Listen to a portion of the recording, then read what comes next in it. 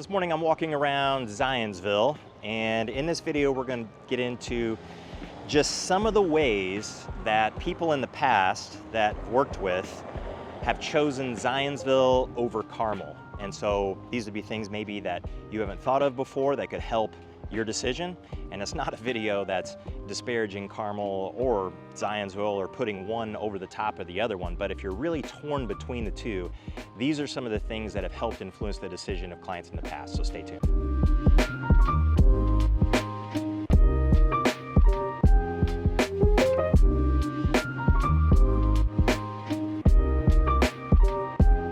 Hey everybody, I'm Jason Commute with Living in Indianapolis. Welcome back to the channel. If you have questions about Zionsville, Carmel, or which one might be a better fit for you, or any of the cities and towns that surround Indianapolis or Indianapolis itself, then make sure you reach out any way that you know how. We'll always have you back with those questions, and we'll certainly have you back when it comes time for you to make your move to the Indy Metro.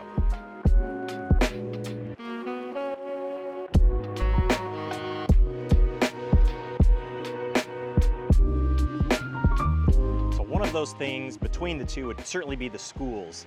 Now, both Carmel and Zionsville, exceptionally highly rated. In fact, I'm right here in front of the Zionsville High School right now, and just looking at it, you wouldn't necessarily think this, because Zionsville High School, when you're driving around it, taking a look at everything that it has, it seems huge. It seems really big. But when you go to Carmel and you start looking around the high school there's more than 5,000 kids that go to Carmel High School. Now, exceptionally highly rated, without a doubt. But a high school that large isn't necessarily for everybody. Some people don't really care, but it's, again, not for everybody. It's one of the biggest public high schools in the entire country, where all the students are there on campus. Here at Zionsville, it's still not a small high school. It's still roughly 2,300 kids or so. So, a small high school, I would say, is probably under 1,000, something like that. And then get into the middle numbers, whatever those are, all subjective, but it's not small, definitely not. But it's the smallest that you have on the north side, and for that matter, most of the cities and towns that surround Indianapolis. So you get into Carmel again, over 5,000, Noblesville's well over 3,000. Fishers has 2 high schools, and they're well over 3,000 apiece, talking like 3,400 apiece or so. And then if you look at Westfield, Westfield is the most comparable. There's maybe 2,400 kids, something like that in Westfield, but it's growing, it's getting bigger. And not that Zionsville is getting any smaller, it's gonna get bigger too, but Westfield is growing at a much faster rate. So it was well behind Zionsville 15, 20 years ago, and now it's surpassed it, and it's going to continue to do that and put some distance between the two. So it's one thing to consider. Even if you don't have kids at the high school level yet, but you have kids or you're planning to have kids, they'll eventually get here at some point. And you want to make sure that you just take that into account, the size difference between the two, and it's definitely something people do.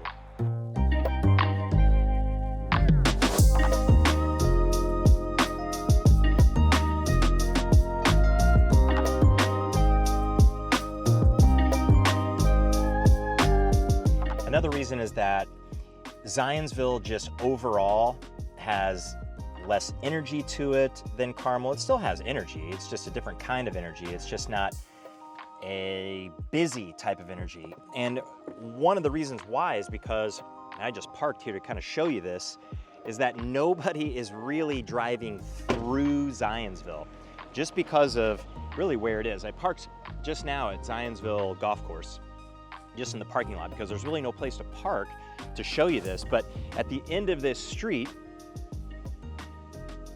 there's a dead end. Now to get to this, I came from Carmel, I came down 121st Street. There are other ways to get into Zionsville than this, but came down 121st Street, the names actually changed, but it dead ends. I take a left, and then I take a right to go along this road right here, down to that dead end, which is a stop sign, and then I could take a left to get into downtown Zionsville. So once you get out of Carmel and into Zionsville, there's far fewer just straight shots from one side to the other. there are a lot of stops and turns and things like that, and it just adds a little bit to that feel like it's not very transient, not a lot of people going through here, and certainly a lot quieter.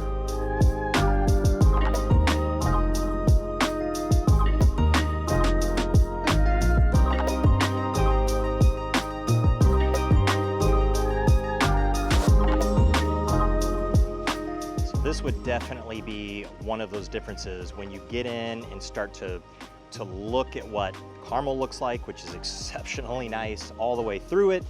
Zionsville, really nice all the way through it. But in this downtown area of Zionsville compared to the downtown area of Carmel, downtown area of Carmel is extremely contemporary. It's not all brand new, but pretty close, at least exceptionally new compared to this. I mean, this old brick street right here along Main Street, a lot of the old shops. There's a little bit of new here, but it's mostly old. So the downtown area of Zionsville is almost the absolute definition of what quaint is. This is a quaint downtown, and not all of Zionsville could be described as quaint, but this certainly can. So quaint's just definition is old-fashioned, but in an attractive way for the most part. So you have a quaint house or a quaint coffee shop. It's not brand new, it's not super slick, it's just older and it's hanging on to that older charm. But of course, a lot of Zionsville is new. You have new construction in Zionsville, you've got a lot of new developments in Zionsville, but for the most part, if you come here, get a sense of what it feels like here, that's kind of the attitude that you're going to see, I think, throughout a lot of Zionsville. It's not very city, it's not extremely energetic, it's just more quaint.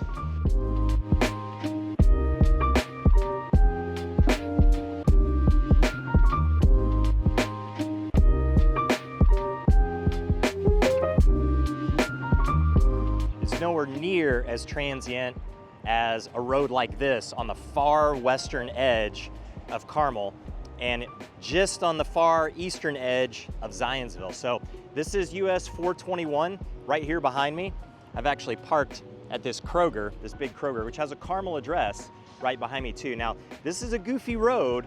As you go north on this, you can get Carmel addresses, but then as you get further north, because this isn't exactly the border between the two, you can start to see some Zionsville addresses through here as well.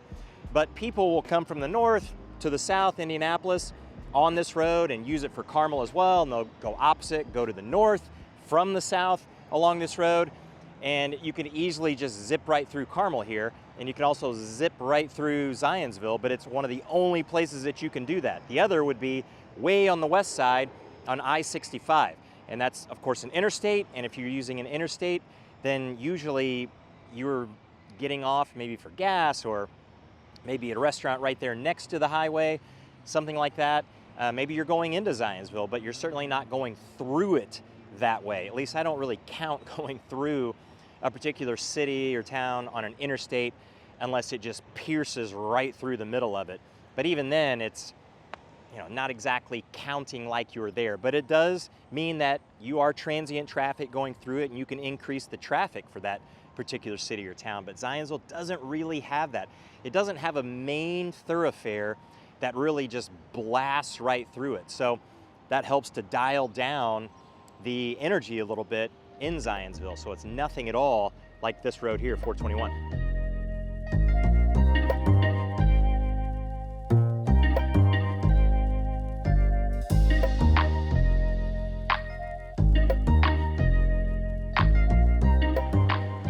One of the other things that people will choose Zionsville over Carmel is that they want quicker access to downtown Indianapolis because they work somewhere downtown Indianapolis. And while that technically can be true for some parts of Zionsville, but it isn't really, I think, a lot of times a difference that's significant enough to really push somebody's decision one way or the other. So let me get into the map here and I'll show you what I mean.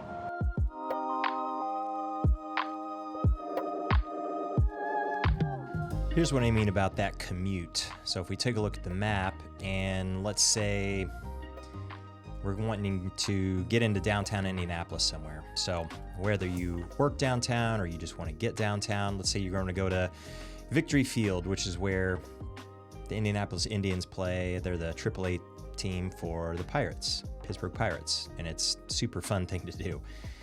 Getting to Victory Field from, let's say, someplace here in Zionsville, so just really right in the heart of Zionsville, somewhere downtown Zionsville, you're talking 26 to 30 minutes, somewhere in that range.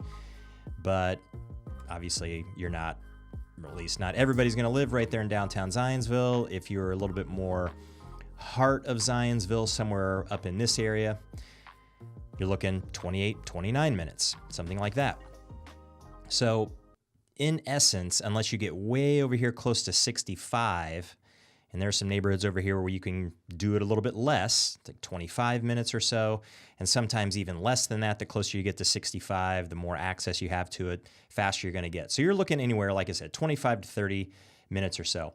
And if you live in Carmel, people a lot of times will think, well, it's a much longer commute. Well, it depends on where you are in Carmel. If you're right here, let's say close to 146 in Keystone, you're looking at 31 minutes, 34 minutes.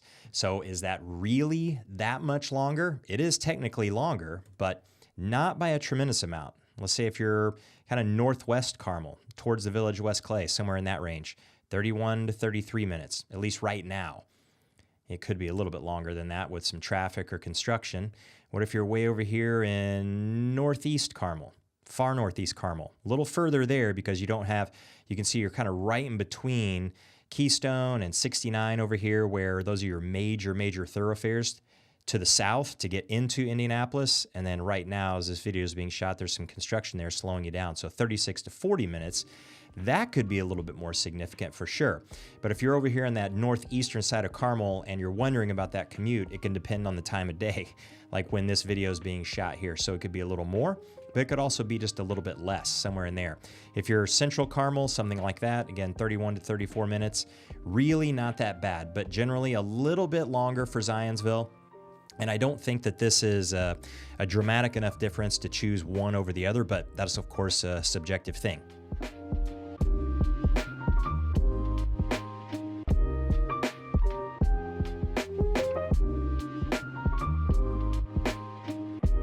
So there you have it. There's some reasons why people will choose Zionsville over Carmel, but of course it goes the other way too. Some people are going to choose Carmel over Zionsville, and sometimes for those reasons. Everybody has their own reason. And so if you want to talk about what's probably going to be the best fit for you, then don't hesitate to reach out any way that you know how, and we'll catch you in the next one.